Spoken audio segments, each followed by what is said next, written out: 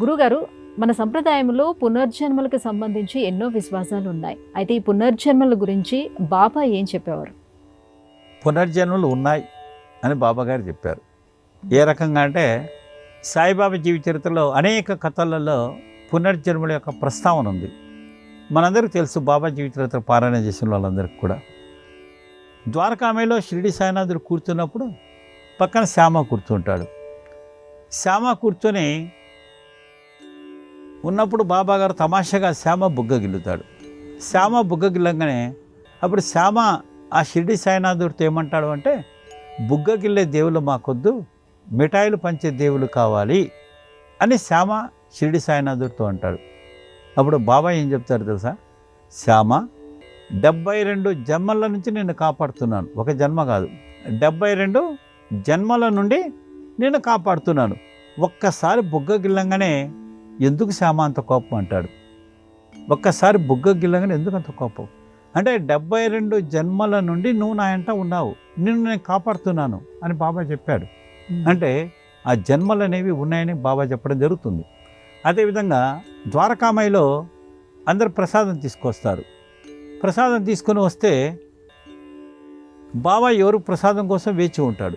ఈ లోపల కాపర్దే భార్య ప్రసాదం తీసుకొని వస్తుంది. వెంటనే కాపర్దే భార్య ప్రసాదం తీసుకొని బాబా తీసుకుంటాడు, ప్రసాదం స్వీకరిస్తాడు. పక్కన భక్తులందరూ అడుగుతారు, ఏంటి బాబా, మా ప్రసాదం స్వీకరించకుండా కాపర్దే భార్య ప్రసాదం ఎందుకు స్వీకరించినారంటాడు. అప్పుడు బాబా ఏం చెప్తాడు అంటే, కాపర్దే భార్యకు నాకు 5 జన్మల సంబంధం ఉంది. ఒక జన్మలో ఆమె ఆవుగా జన్మించింది, ఒక జన్మలో క్షత్రియునింట్లో జన్మించింది, ఒక జన్మలో వైశ్యునింట్లో జన్మించింది, ఒక జన్మలో బ్రాహ్మణునింట్లో జన్మించింది.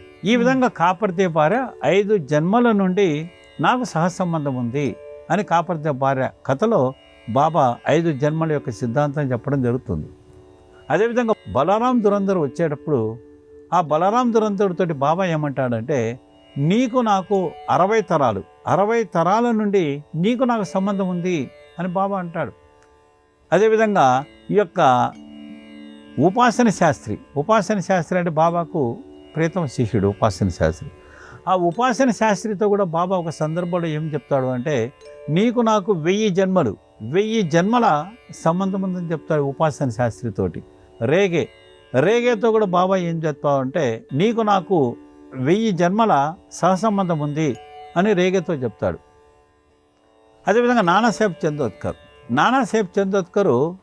అక్కడ డిప్యూటీ కలెక్టరు. నానాసాహెబ్ చందోద్కర్ మొట్టమొదటి షిరిడికి రానప్పుడు బాబాగారే కబురు చేస్తాడు రమ్మని. ఒకసారి కబురు చేస్తాడు, వెళ్ళడు. రెండోసారి కబురు చేస్తాడు, వెళ్ళడు. మూడోసారి కబురు చేస్తాడు. అప్పుడు బాబా అంటాడు, ఏమంటాడు తెలుసా? నానా, నేను పిలవడానికి చాలామంది ఉన్నారు, నిన్నే ఎందుకు పిలుస్తున్నా? నీకు నాకు 4 తరాల నుండి సంబంధం ఉంది, 4 తరాల నుండి సంబంధం ఉంది, అందుకని నేను పిలుస్తున్నాను నానా అని చెప్పి నానాసాబుని పిలుచుకోవడం జరిగింది. ఈ రకంగా మన బాబా జీవిత చరిత్రల కథలు వెళ్తే అనేక మంది భక్తులతో బాబా అనేక జన్మల సంబంధం ఉంది. కాబట్టి ఈ జన్మలు పునర్జన్మలు ఉన్నాయని చెప్పి బాబా తన జీవిత చరిత్రల భక్తుల ద్వారా భక్తులకు తెలియజేయడం జరిగింది.